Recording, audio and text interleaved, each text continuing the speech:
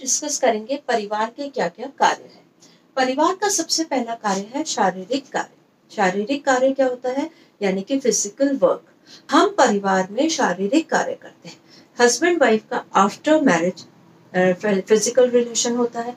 इसके अलावा अगर हम शारीरिक कार्य देखें तो हम जो भी हमारे वर्क होते हैं, जो घर में कार्य होते हैं, खाना पकाना, सफाई करना, ये सारे जो कार्य होते हैं हम घर में करते हैं।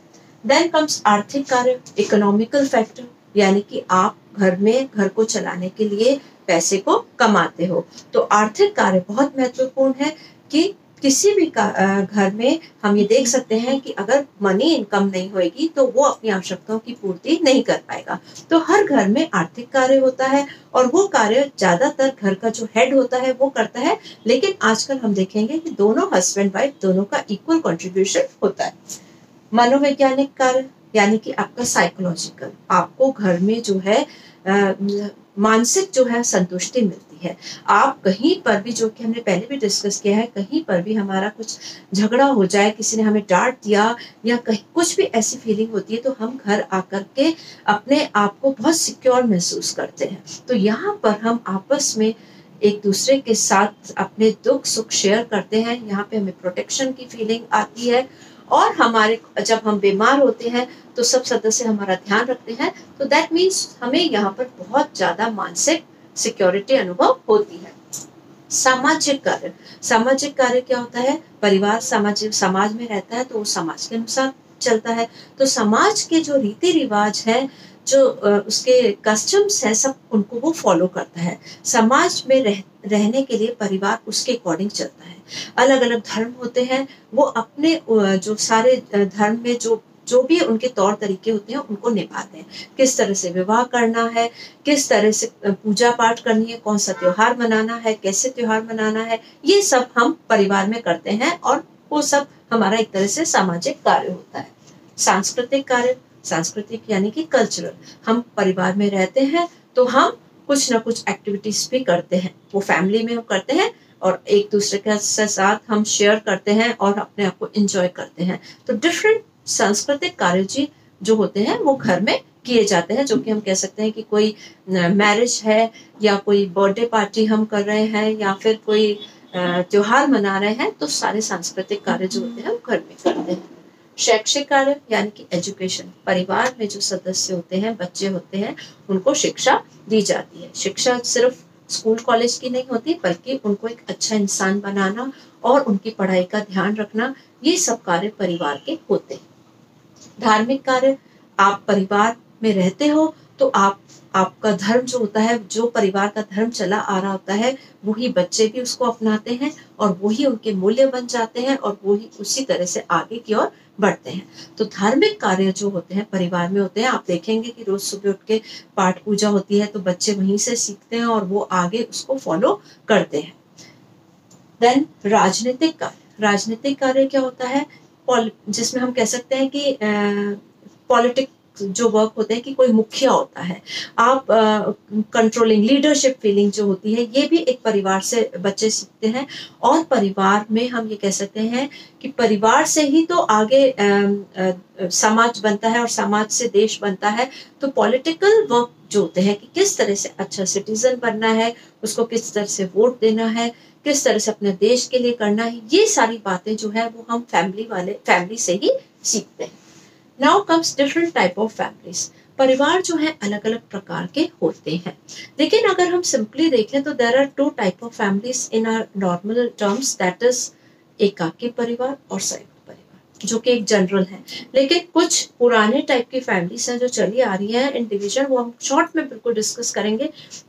लेकिन जो सबसे पहला वाला तरीका है परिवार का, जो क्लासिफिकेशन है संख्या एवं संरचना के आधार पर, on the basis of number and structure, आपके फैमिली का स्ट्रक्चर क्या है उसके आधार पर दो प्रकार के परिवार होते हैं। इन्हीं को आपको मेन एम्फेसिस देना है। एक तो न्यूक्लियर फैमिली दैट इज एकाकी परिवार, एक जॉइंट फैमिली दैट इज संयुक्त परिवार। दोनों के अपने अपने फायदे हैं और अपने अपने नुकसान हैं। संयुक्त परिवार क्या होता है, जिसमें कि पूरा हम ये कह सकते हैं 2-3 पीढ़ियां एक साथ रह रही हैं, दादा दादी साथ में रह रहे हैं, चाचा चाची, ताया ताऊ और उनके बच्चे। इस तरह से हम देखेंगे कि 3-4 कपल्स जो है विद चिल्ड्रन, जिनका आपस में ब्लड का रिश्ता है, वो साथ रह रहे हैं। न्यूक्लियर फैमिली क्या होती है? जिसमें हस्बैंड वाइफ अपने बच्चों के साथ रह रहे हैं। ठीक है। अगर हम देखें तो जो संयुक्त फैमिली है उसमें क्या होता है कि हमने पहले भी डिस्कस किया है कि पैसे की बचत होती है, क्योंकि आपका एक ही जगह खाना बन रहा है, आपके बहुत से खर्चे कम हो जाते हैं, समय भी हमारे वहाँ पे बचता है क्योंकि काम बढ़ जाता है, शक्ति भी कम लगती है क्योंकि हम आपस में मिलकर काम करते हैं। लेकिन यहाँ पर हम ये कह सकते हैं थोड़ी फ्रीडम कम होती है। जबकि अगर हम एकाकी परिवार देखें तो वहाँ पे ठीक है, हाउसवाइफ जो बच्चे सिर्फ रह रहे हैं तो उनको फ्रीडम बहुत होती है, वो अपने हिसाब से कार्य को कर सकते हैं। लेकिन जॉइंट फैमिली में आपको टाइमली हर काम करना पड़ेगा। अब बच्चों का विकास संयुक्त परिवार में ज्यादा हो सकता है, हम कह सकते हैं कि सबका प्रभाव पड़ता है, लेकिन कई कहते हैं कि नहीं, वो एकाकी परिवार में रहता है तो उनको विकास के ज्यादा चांसेस मिलते हैं, उसका विकास सही होता है। लेकिन अगर देखा जाए तो एकाकी परिवार में खर्चे ज्यादा होते हैं, क्योंकि जो हाउसवाइफ है वो खाना बना रही है एक तरफ, और अगर जॉइंट फैमिली में देखें तो सब मिलकर एक किचन को यूज कर रहे हैं, तो खर्चा जो है वो एकाकी परिवार में ज्यादा होता है, संयुक्त में कम होता है। एकाकी परिवार में अगर वर्किंग वाइफ है तो उसको और दिक्कत आती है टाइम मैनेज करने के लिए, बच्चों की देखभाल के। जबकि संयुक्त परिवार में अगर वो वर्किंग है तो उसकी बच्चों की देखभाल आसानी से हो सकती है। तो इस तरह की दो फैमिलीज हैं, लेकिन आजकल हम देखेंगे एकाकी परिवार का प्रचलन ज्यादा हो गया है। और इसका रीजन भी क्या है? मोस्टली जो है, जो हस्बैंड है वो अपना परिवार छोड़ करके दूसरी जगह जॉब करने चले जाते हैं या बिजनेस स्टार्ट करते हैं, तो उनको अपना परिवार छोड़ना पड़ता है, इसलिए आजकल एकाकी परिवार का प्रचलन ज्यादा हो गया है। तो पहला क्लासिफिकेशन हो गया nuclear family and joint family. Second classification है जो है विवाह के आधार पर, जो कि आजकल इतना हम प्रचलित नहीं है, जिसमें एक विवाह होता है परिवार और एक बहु विवाह है। एक विवाह यानी कि मोनोगैमस एंड पॉलीगैमस, यानी कि एक विवाह में कि जब व्यक्ति एक ही मैरिज करता है, जो कि आजकल चल रहा है कि only one marriage is allowed, और पहले ये चलता था बहु विवाही, यानी कि एक व्यक्ति जो है वो एक से ज्यादा शादी कर सकता था, मतलब वो उसके एक व्यक्ति की 2 या 3 वाइफ्स होती थी। सेकेंड टाइप का है उत्तराधिकार के आधार पर। ये क्या होता है कि इसमें पितृमार्गी हो सकता है या मातृमार्गी, यानी कि पैट्रिलेटरल या मैट्रिलेटरल, यानी कि उत्तराधिकार पिता के द्वारा होता है या फिर माँ के द्वारा। पितृमार्गी में होएगा कि जो भी उत्तराधिकार होगा वो पुरुषों को दिया जाता है, और मित्रमार्गी में मैरिटल साइड में उत्तराधिकार दिया जाता है। देन कम्स वंश नाम के आधार पर, दैट इज वंश के आधार पर। इसमें क्या होगा? पितृवंशीय होंगे या मातृवंशीय। जो वंश है वो किसका चलेगा? पिता के नाम पर वंश चलेगा। और कुछ परिवार ऐसे होते थे जहाँ पे मातृवंशीय, यानी कि जो माता का नाम था, जो उसका सरनेम था, वो आगे की ओर बढ़ता है। तो ये अलग अलग टाइप की फैमिलीज है। देन अधिकार के हिसाब, अधिकार के आधार पर, यानी कि आपने किसको अथॉरिटी दी है।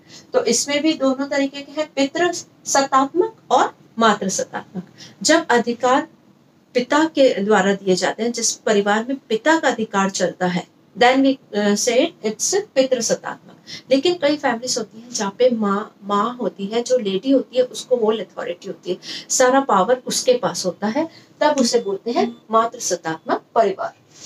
देन कम्स निवास के स्थान पर, आप कहाँ रह रहे हैं, जो कि मोस्टली हम देखेंगे कि होता है पितृस्थानीय परिवार, यानी कि पैट्री लोकल फैमिलीज, जिसमें कि जो हस्बैंड होता है वहां पर वाइफ जाकर के रहती है। दूसरा है मातृस्थानीय, यानी कि जो लेडी होती है उसके पास जाकर के हस्बैंड रहता है, तो हम कहते हैं मातृस्थानीय। देन कम्स नवस्थानीय, यानी कि नियो, ना तो वो माता के ना पिता के, जबकि नए स्थान में जाकर के वो लोग परिवार बसाते हैं। एक होता है मातृपितृ, यानी कि माता और पिता दोनों जो होते हैं कभी वहां रहते हैं और कभी वहां रहते हैं, तो इसको बोलते हैं मातृपितृ स्थानीय। ठीक है।